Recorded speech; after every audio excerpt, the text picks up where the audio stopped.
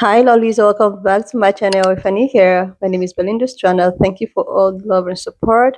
Don't forget to please subscribe to this channel, turn on notifications so that anytime I upload videos, you'll be the first person to be notified. To my returning subscribers, to those people that share my videos, leave commentaries, and also educate each and every one of ours. You guys are the real MVP. So lovely. So I came across this video on my For You and I thought to share where this bank woman is all out for black women, talking about how they never participated in slavery. Why is it that black women is just so, hard towards white women? This got people reacting and I was able to put up some stitches. I'm just going to roll the clip as well as some of all the stitches I was able to put together. Please leave me your own thought in the comment section of what you think of this video. And please do not forget that we do not support any form of bullying and harassment. Alright, lovelies, let's dive into it. Dear Black women, so as a woman, we have blazed these trails together. Blazed what trails together? Oh, do you mean when black women started the suffrage movement and then white women took it over and decided to leave black women in the dust? Is that the trail you're talking about? Or how about the Me Too movement that was created by black women and white women took it over and left black women in the dust to the point where they had a march and didn't even invite black women to speak at said march? Is that the trail we blazed together? Curious. Women, to include black women, got the right to vote after men. After the Civil War, the suffrage movement splintered over race. Black women had to form their own organization to continue to fight for the right to vote. White women like Elizabeth Cady Stanton publicly denounced extending voting rights to black Americans. The 19th Amendment was ratified in 1920, but it didn't end the fight for black women to vote because white women stood in the way. They didn't come help us. We helped you get the right to vote, but y'all left us in the wind. Black women were actually granted the right to vote in 1965 after the Voting Rights Act was passed. This act enforced the 15th Amendment, which gave black men the right to vote as well. Fun fact, in 1913, organizers of a women's suffrage parade in Washington, D.C. forced black women to walk in the back of the parade separate from white participants. This was an example of the racism black women faced during the suffrage movement. So again, we march with you, help you get your voting rights, and y'all left us in the wind. But continue. Still not equal. Equality, equal pay. We still get less on the dollar. So why are you alienating a high percentage of allies? Like, why are you doing this? This number hasn't changed in 3 elections. We're not alienating you. We're telling you that we're tired of doing all the work and we still get screwed by white women. It's because this number has not changed. So clearly, something is off here. This number has not changed. And now we are exhausted and we are taking a break and we are looking to each other because the next 4 years is going to be mad difficult for black women, especially. What constitutes white? This is 2024. While skin color is a factor, white is more about the social position and power dynamics associated with being perceived as white, not just a description of someone's complexion. The concept of whiteness developed through European colonialism and slavery, where light skin were used to establish a hierarchy of power. This is what whiteness is. Here's a more in-depth definition of what white is according to the social construct of race. You can go ahead and pause and read. If it's just a black pack, like what? Where do you draw the line? Only certain black people? Because I have 2% Nigerian. Am I allowed in? No. I don't know if you noticed, but the world is still being run by men. White men. The men that you guys raise. The world is being run by white men. Gotta have your adjectives. And yeah, we've noticed. Women had nothing to do with slavery. Literally, like nothing. I'm sure we were saying, hey babe, this is pretty effed up because we're nurturing, we're loving, it's wrong. Hey babe, it's pretty effed up? What Delulu land are you living in?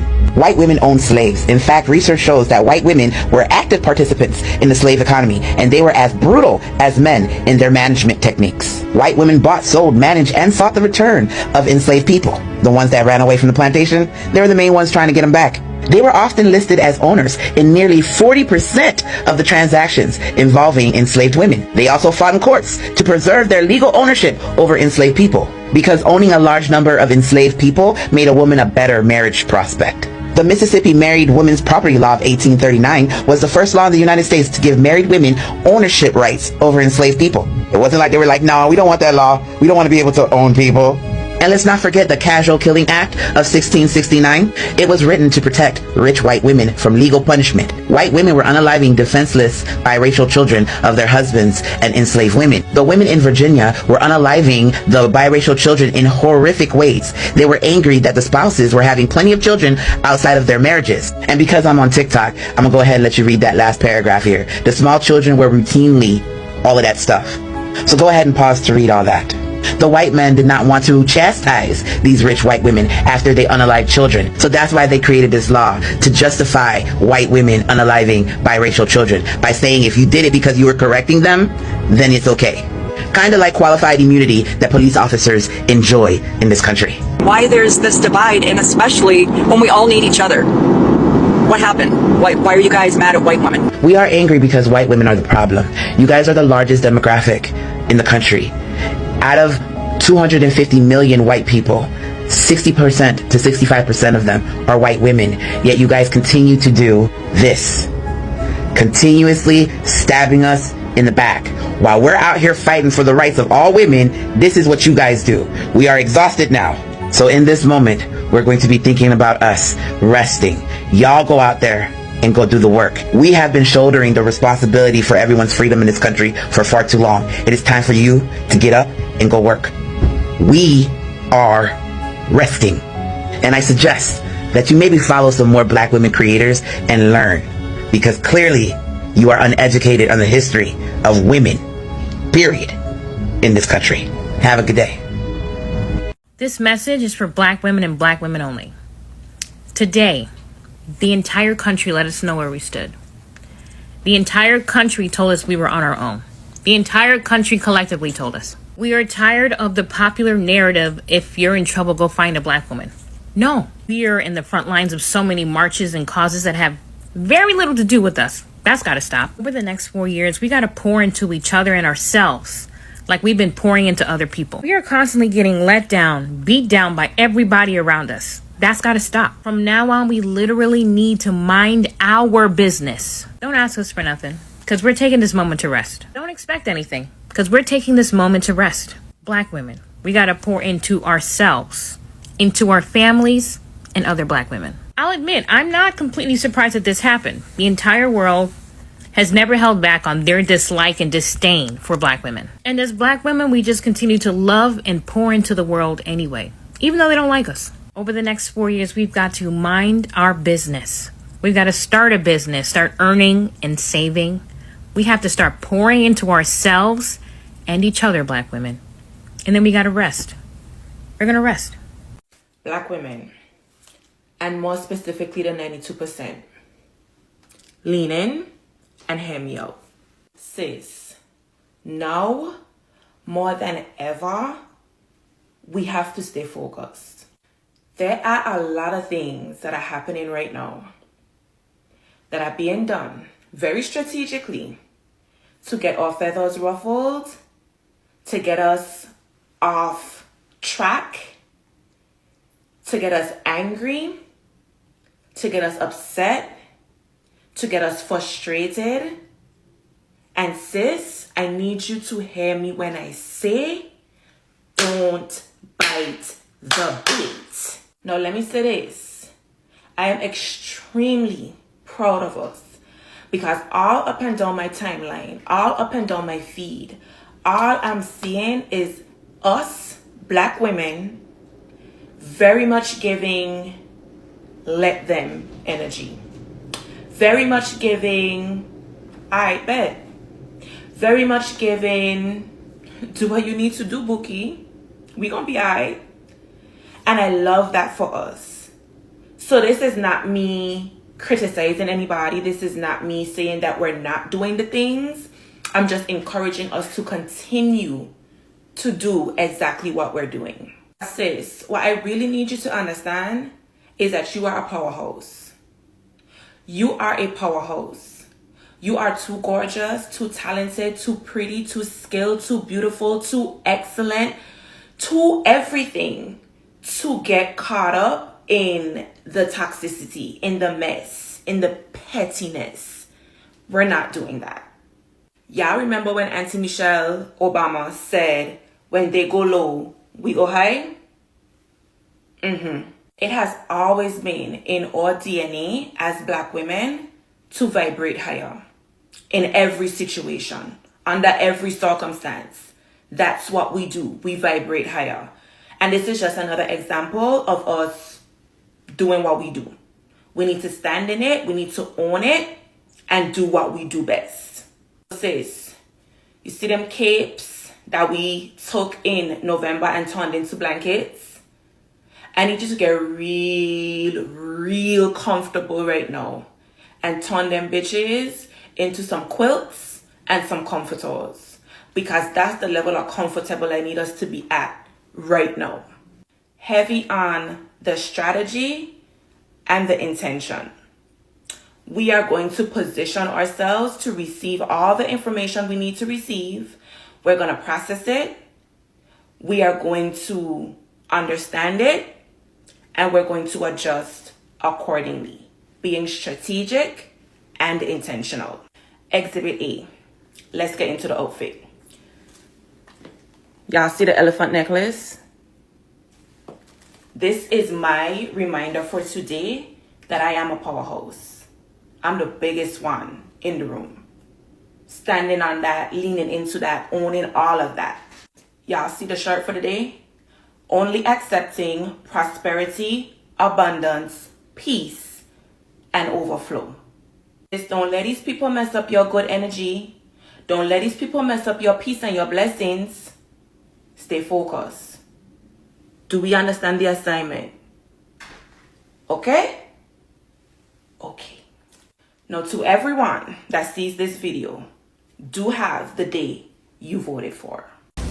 One of the 92 percenters. And knowing that the mission is to stay back and let this place burn, you know, as a Black woman and recognizing the power of the origin of civilization, let's get deep, it's hard. It's hard to sit back and watch, especially as this fool in the office just now have lifted the segregation law. So if anybody, you know, wants to just say no, you know, only, they can. But this might be a come up for other folks, because when back in the day when that was a thing, there was not as much Black and brown ownership as there is now. So, you know what I'm saying? We don't have to discriminate. And anybody who does, I'm thinking it's boyish, cottish time, right? But as a 92%, what I really came here to say is that it's difficult to sit here and watch everyone and everything go down. Especially as I have told you, I am packing my stuff and my kids and moving to Spain. And I just thought, you know, if I'm not going to be in the fight like the way that I was in the fight in 2016, then I just need to get out the way. But it does scare me for the people in my family and the people I love who are staying here. Please, please, please create community in real ways. Share your garden. Share, if you don't have a garden, get online, figure out how you can get a plot, put some dirt in that mug and plant some stuff, right? Get your food, stay on top. You know, make sure your elders are taken care of. I mean, it's hard. It's hard. As a 92%, I'm not going to sit back and be like, oh, let me look at my nails. I'm not going to do that. It's too hard for me not to say something. But because I know my place in terms of value in this system, if I'm not going to fight, I'm going to get out the way. And that's just, I don't have the capacity to fight like I was fighting in 2016. I guess I just came here to say is that, you know, me moving to Spain is difficult. The decision has been difficult because I don't think I'm coming back. You know what I'm saying? Like, that's for somebody who is as entrenched into my culture and into my people and into my family, a decision like this, as privileged as it may seem, is really, really difficult. And so for those of you thinking about it, please understand that it's an undertaking, yes, to get up and to go, to save the money and gather all the paperwork and all the things that you need to do. But it's another thing in your heart to have made it out or to have the opportunity to get out and then watch from a distance. And I'm preparing myself for that. And I just wanted to give that little piece of nugget of food for thought. I mean, I know it's not hey, it only costs this much to live in Spain, But it is the heartfelt reality of leaving the country when you don't take your entire crew, friends, family, with you. Wouldn't that be a dream? It's not all roses. It's not all rosy colored. And I just will always give you the real. So if you have questions, if you have thoughts, please put them in the comments. Follow me if you want some more conversation around the integrity around these decisions, the depth, the emotional fortitude, the way I can tell you all kinds of things about, the legality and the visa I have going to Spain, and the other pieces of it. I can help, absolutely can help. But I just want to not be talking about this as if it's like easy peasy, jump on a plane, your life is good, because that's bullshit. All right, with love always. I seriously love this. It's actually so easy to come out to talk about how they never participated during the time of slavery, like they never enslaved anyone. Like it's just so sweet and so easy to come out to talk about without even having the realization that one way or the other you are even a participant. If your husband can actually, do away with whatsoever, inclusive is in support. Your support means that you are actually involved, like you are an accomplice, even if you did not like physically, but you are an accomplice.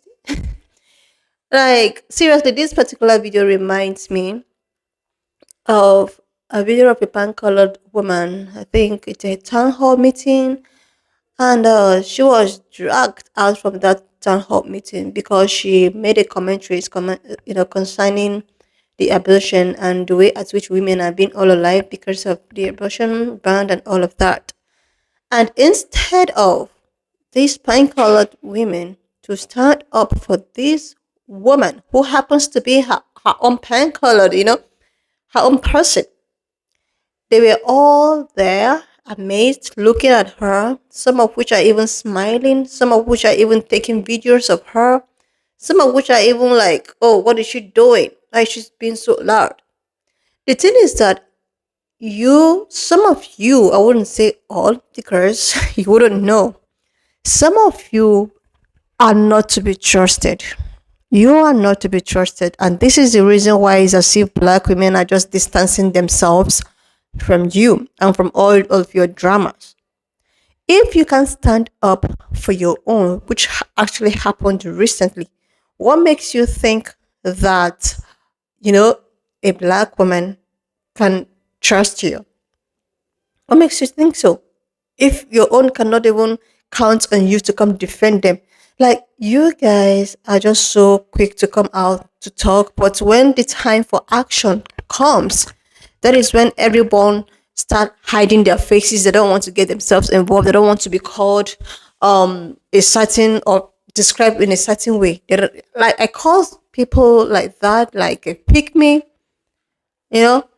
When there is no cause for alarm, you see most of them coming out. Oh my God! We are all supposed to be together. We're all supposed to be whatsoever together. But at a time where you need this togetherness, that is where you will see the real people. That is where you will see that these people do not actually have your own best interest at heart, and you want black women to entrust themselves with you.